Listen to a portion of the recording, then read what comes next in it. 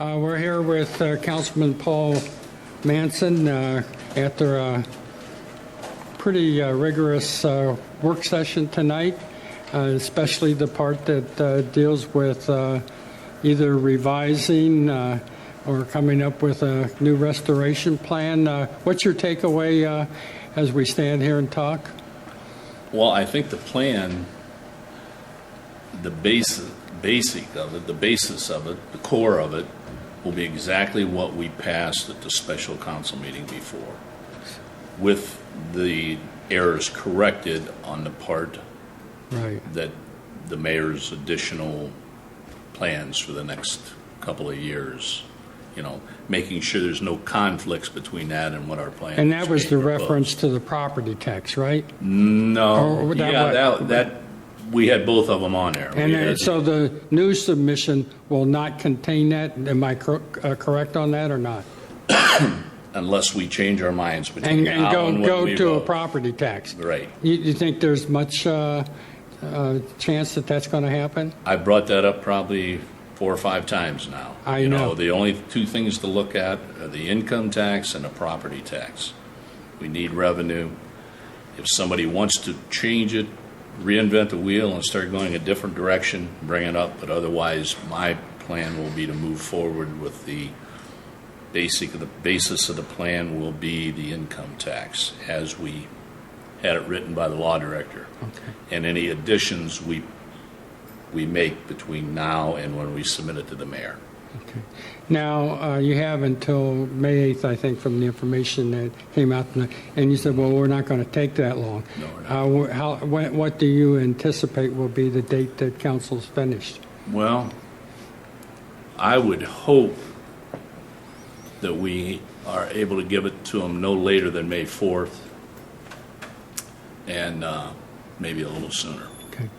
But no later than May 4th, and hopefully if we don't have a lot of new ideas, it's going to be pretty simple and it can be done real quick.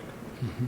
If we have more, then that's what we need to submit to the state to get, have them run the numbers and tell us exactly what they will do for us over the next 5 years if somebody comes up with some either other revenue increases or some kind of revenue savings. But we do need time to submit them. Now, they're pretty good about it. Usually the turnaround is only maybe a day and a half, 2 days at the outside, and they get back to us. So, but we do have to allow for that. If we're going to get it to them on the 8th, we don't want to be sending things to the state and asking them to run another budget for us. And, it's not timely. There wouldn't be enough time to be able to do that. So, hopefully, here over the next 2 weeks, we will have this nailed down. Were you pleased or displeased with Councilman Michelle Del Rio Keller's idea of going out and getting numbers on 5-10% cuts? You think that's helpful at this point or not? I'm not opposed to getting anything like that run if somebody has that idea. Now, and that would be a kind of cross-the-board thing, right? Right. But now when it comes down to putting it in the plan and having a final vote on it, I'm sure there will be other people who have something to say about it one way or the other. Just saying that is not saying it's going to be part of the plan yet. The only thing I'm saying that's going to be part of the plan yet is what Mr. Sturgis, the law director, drafted for us to start with. Okay. And now we want to try to sweeten it a little bit. I see. Another $100,000 to $200,000 a year. If we can either find savings or additional revenue. So you'd be surprised if council built any across-the-board cuts into a new plan? I'd say from what I've seen over the last 3-4 years, I'd say it's a possibility. Okay. I don't necessarily believe that that's the way you do it. It's just like some people, when we first started getting in trouble, said that, we should voluntarily buy paper for the office to operate and stuff like that. This is a business. Mm-hmm. There's cost involved with running a business, legitimate costs. And I'm not for just playing little games and trying to dance around that. It's going to take a certain amount of money to run the city. And part of that is paying elected officials. I don't think we're overly, I don't think we're paid to the extreme. But, we are a part-time entity, but I'd let them take what our council people are compensated at here in the city and go make comparisons to councilmen in other cities on a part-time basis and even township trustees and see how we match up. And if they say we're making too much compared to these other people, I don't have a problem, but it's not so. So, translate that into supporting or not supporting Councilman Lewis's idea of council or elected officials, Massillon City elected officials, not just council, leading the way with a 10% cut. No, I just don't think that's an appropriate way to run the city. I wouldn't run a business like that. You can't run a business for nothing, and this is a business. Now, this is my interpretation. You may disagree with me.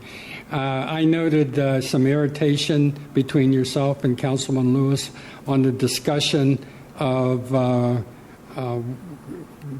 redoing the plan in accordance to the guidelines that the commission clearly laid out, and just a misunderstanding or different point of view? No, I agree with that. I've said it.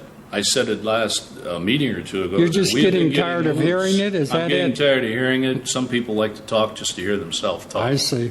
I like to see stuff that contributes. I get it. And, that's why I don't want to keep rehashing some of this stuff on cuts and stuff like that when some of these are not even, you can't even talk about it. I mean, you want to talk about safety, we talk about safety with the police and stuff like that. How about the safety of our streets and stuff? How much are we going to hold back? I mean, sure, we had a carryover. Why aren't we using some of that money on these streets? I know we want to build a carryover. You need a carryover to operate a city annually, to be safe. But also, we have some extreme problems with our streets, and we need to do what is necessary to get that.